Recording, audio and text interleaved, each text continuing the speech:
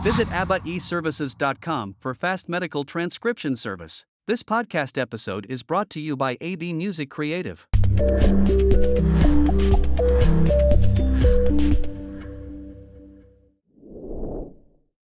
Nung nawala si Teddy, ikaw lang ang full-time musician sa inyong tatlo eh. Tama ba ako mali? Well, I was in school, but Also, I pero devoted more on yes. yeah.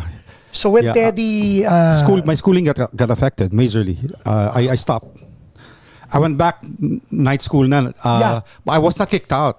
I went to the main, parang, oh my gosh, ang babata na dito, nakakaya na yata dito. Parang, doon ako sa binil, di ba? So I could have gone back to the main. It was in the 90s na. I felt the band was parang, we were losing our focus and we didn't know, parang, sige nga, balik na ako sa school, di ba? So I went back to school before the band broke up, 90, ano ba? 94. 94. Did you guys yes. really break up dahil sa mga nangyari? O dahil you worked, or dahil nag-solo ka? What was... Yeah, well, it was a personal decision on my part. No? I wanted to leave the band then, but Why? It wasn't like, okay, this band tayo. It was a personal thing. Okay. In fact, I was happy to suggest to them back then, maghanap kayo ng ibang singer and you can move on. Yeah. Because I wanted to try something new. You know, my life was the band for 8 years. So that was school and the band. Right. Basically, that Or was... dahil naisip mo lang dahil ikaw ang bunso, wala kang say? No. It was never like that. It was never like... From the beginning, we all had equal footing, you know. So, God bless the setup of the Dawn. It's like that. Once you become a member, you all have a say. Yeah. In what goes on musically, career-wise, di ba? But yeah, it came to a point where I questioned na rin, you know, my future na parang, okay, 8 years na. Well, how far longer can I do this? And you know what, for people to understand what you're going through, this 8 years, lumalabas na dyan yung mga intro voice na yan, yung mga eraserheads na yan. Oh, kilala ko yung intro yung mga voice. after image. Voice na yan. Hindi. Voice na yan. Hindi, kailangan ko lang Kilala mo ba yung intro voice? Medyo. Voice na yan. Kailangan ko lang, Sino yung intro voice? kailangan ko i-set up lang because ang hirap eh, you're trying to, paano ko ba sasabihin? You guys were the benchmark eh. Benchmark yan eh. Tapos, hindi nyo naman ginusto yung nangyari. And then yung career na iba yung trajectory. Tapos may mga sumisibol. And you guys were relevant, yes. But then again, yung identity as a band was already being shared among others dahil among other bands, di ba? So I'm just setting it up for the people where you're coming from dito sa trying to find yourself naman as Jet Pangan eh. How did you feel when he said he was going to leave the band? We all agreed na it's time to stop. Nag-iyakan kami sa likod. Oh, hug mo na. Kampalan, ganun. I'm gonna miss you. How dare you? Magkaibang kwento eh.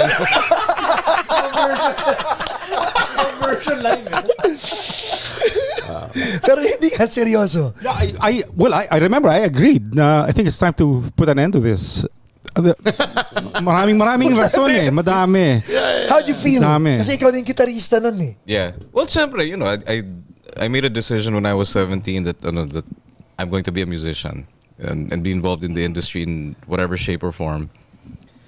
So I was a little clueless for a while. I mean, you know, I'm really a guitar nerd and all that. So it's like, oh, what am I gonna do with this, right? So anyway, I ended up nag-session for Lou Bonnevie and Joey Allen and all of that. But to your point, I think it happens to I mean, look, nung lumabas yung The Dawn, then there was the identity crisis. Konti yung banda making original music, right? Yeah. So The Dawn, and to an extent, Identity Crisis, especially nung umpisa, had the playing field to ourselves. Right. After Image to a degree, before yung Next in Line became rewritten as a pop song. And you're right, and even yung younger bands now, they're feeling that way dun sa even younger bands. Yes. And it was really intriguing because do you know si Blaster of Yeah.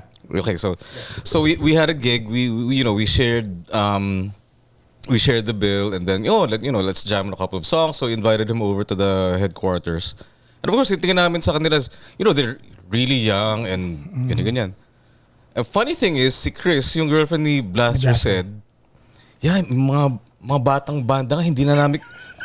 Wait a minute. Di ba sina Blaster, mga anak na ng mga ng mga peers natin. Yeah, so even they are feeling that. So, but the nice thing about being here now, decades later, is, oh yeah, that's gonna happen. We'll always have to share space with anyone who's younger, who writes really good songs, maybe writes even better songs, and that's all okay. But yung point where you feel that you somehow are part of shaping the landscape of and music. Then then there's a lot of other people redefining the landscape. It's a little scary, and it's like, well, kailangan pa ba tayo rito? Because there's new. I mean, at that point, the E-heads were blowing up, and everybody liked that sound. Very different from the Dawn. We kind of slick sounding. Right.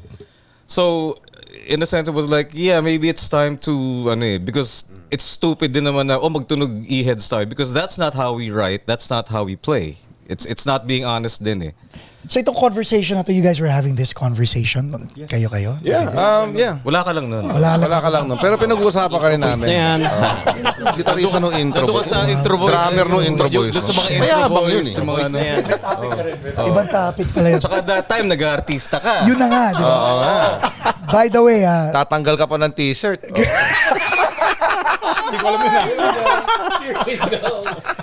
ano naman ang feeling nyo, Sancho, Bim, nung nalaman yung dalawa, naaalis siya ng Dadon? Kasi ako, nainis ako nun eh. As a fan, that's me. I mean, I only said, what are you gonna do? And then, nainis pala ako dahil di niya ako kinuha drummer. Pero, yung hindi yun.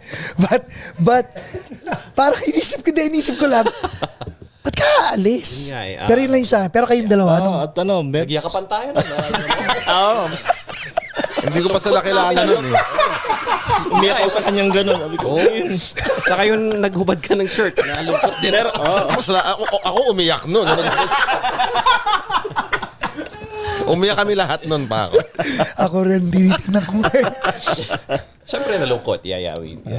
Sige. Yeah, because I was a fan of nung 87, 86 ba yung October Storm. Pinanood ko sila. Yung si Teddy.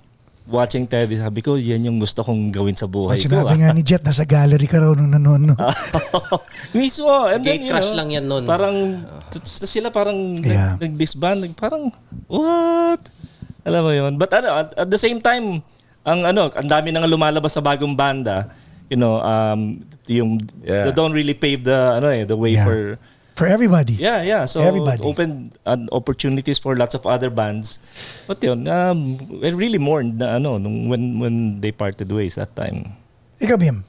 Same. I was 13 back then. Talagang In-specific. Kailangan. Pakikat yun. Okay. No, because they're my biggest influence. Kaya ako naggitara din. Same with Perf eh. Ganon din eh. Nung napanood ko sila, that was Teddy back then sa concert at the park. Ayun. oh, yeah. Oh, sorry. Ganon. I mean, sa TV black and white. Sorry pero black and white yung TV ko. Black and white TV. No, Colored na TV ko. Oh, pero black and white. Pero yung antena ginagalaw ko. Channel 4. Biggest influence. Yeah. Yeah, syempre na-disrupt. Channel 4. Channel 4. Tapos yun, nalungkot ako. Same.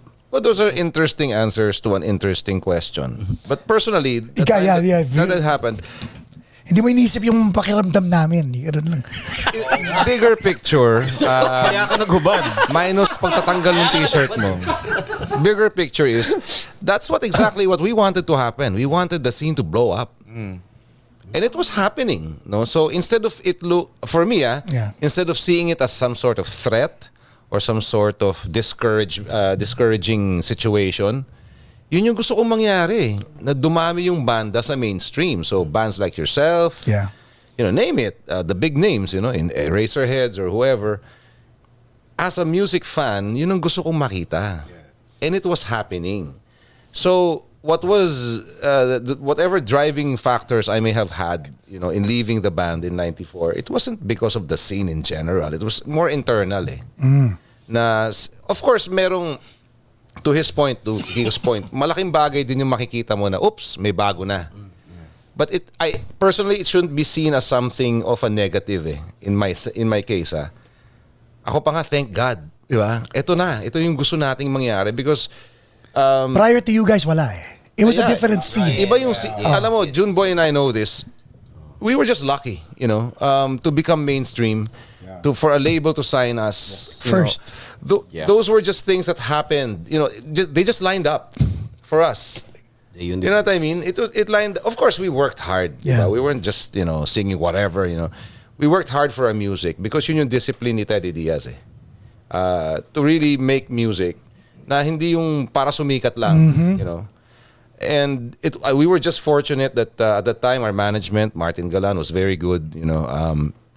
He also had no expectations. He didn't know the music scene as well as the other managers, but he knew what was needed to be done with the Dawn, and it materialized.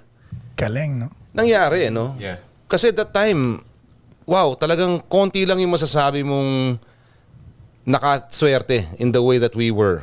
Sa inyo wala, able to. kayo lang. And then, fast forward to 94, 95, you see all these bands blowing up. Yeah. Dude, You paved the way. You guys paved. whether we paved it or Yes, you not, did. man, hayop yung nangyari na yun. Hayop yung nangyari So, sa inyo. Thank you diba? sa inyo. There, I'm saying it. Kung hindi dahil sa kanila, wala kaming lahat. Hindi dahil sa The Don, Wala. hindi ka Hindi maghuhubad. ako magulubad. Nope. Dadon ang dahilan. You're always setting yourself up. So guys, we're sorry for that. It's our fault. Kaya ako nagubad. Anyway.